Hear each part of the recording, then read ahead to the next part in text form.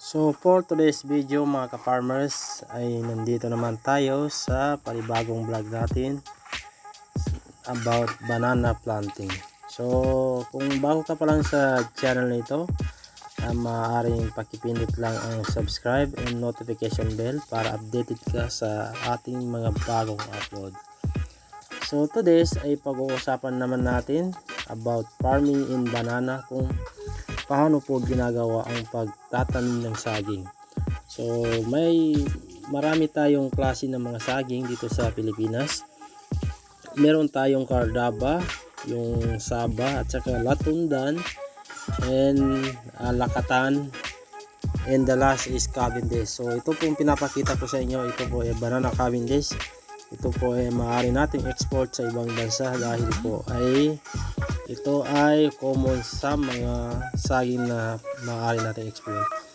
So kung ngayon mo pa lang nakita ang video na ito, ay maaaring may makuha kang mga konting idea dito kung paano magtatanim at paano ang kitaan dito sa saging na Cavendish. So kung meron kang mga bakanting lupa nasa 5 hectares o 3 hectares, so pwede kang magtanim dito as a growers and private. Hindi lang po company ang pinag-uusapan dito. So pwede kang magsimula as a growers in 3 hectares as long as may katabi kang mga growers din para po sa madaling pagbenta ng iyong produkto. Dahil po pag growers po tayo ay dadaan po tayo sa mga buyers na kalapit nating mga nagtatanim ng mga saging din.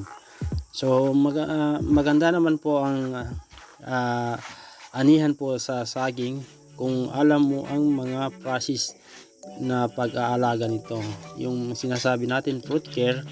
Dahil po ang saging, kung makikita po ninyo, kung alam niyo ang mga tamang pag-aalaga, ay bibigyan tayo nito ng production na kada linggo ay aani tayo dito. So kung nagtatanim tayo ng saging, nagsisimula tayo sa pagbili ng mga maliliit, yung mga nakabaging, tawag yan mga tissue.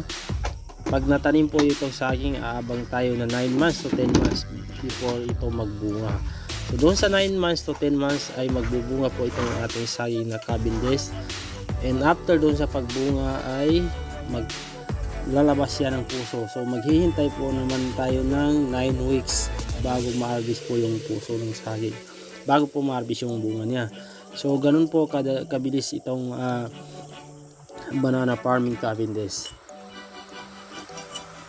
So kung malalaman nyo lahat ang mga process tungkol po sa mga pag-aalaga at saka ano yung mga kailangan na maintenance, ay napakaganda po na farming itong saging na ito. Dahil po ang mga maintenance lang po nitong mga saging, katulad po rin ng mga abono, mga organic, at saka yung sa mga leftover mga dahon.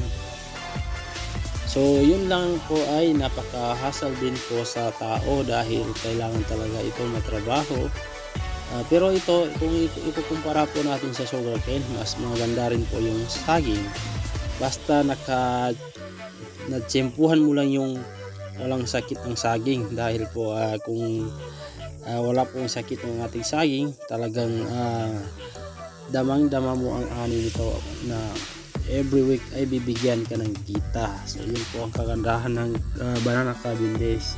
So kada linggo mag-harvest ka, dahil po yung saging na ito ay hindi ka naman pwede na blank na 1 week hindi ka mag-harvest, dahil po dyan sa mga may mga eggs at saka mga gulang po ng mga saging. So hindi ka pwede maglampas dahil mariligsit po. So kung nasa basic pala tayo, yun lang talaga ang pinaka-importante. Kailangan po talaga na mayroon kang buyer, dahil sa growers pwede ka naman magkaroon ng buyer na pwede kang sabay sa mga ibang mga growers kung wala kang buyer. So yun talaga ang pinaka-importante dito, yung buyers po. So kung medyo malawak yung area natin o area mo natataniman, pwede ka makipag-contract sa mga ibang buyers diyan na yung sa iyo lang ang kukunin So hindi ka na makisabay sa ibang mga growers. So yun po ang kagandahan ng pagtatanim ng banana banana Cavendish. So unlike po sa mga latundan ay saba na wala na po yung maintenance, so depende na po yan. Kasi dito po sa banana Cavendish talagang minimaintain po dito ang mga puno ng saging na hindi po magdami. So hanggang 3 lang po ang maximum dito. So kung makikita nyo dito sa video, 2 lang po yung binubuhay dyan dahil kung marami naman ay hindi po yan kayang supplyan ng abono. So nakadepende po yan sa owners kung ilan. Pero ang maximum talaga yan is nasa 3 lang. So kung talagang gusto mo talaga na ganitong klase ng farming, maganda po ito sa mga ibang mga craft. Kasi sa ngayon ay umihina na po talaga yung kitaan natin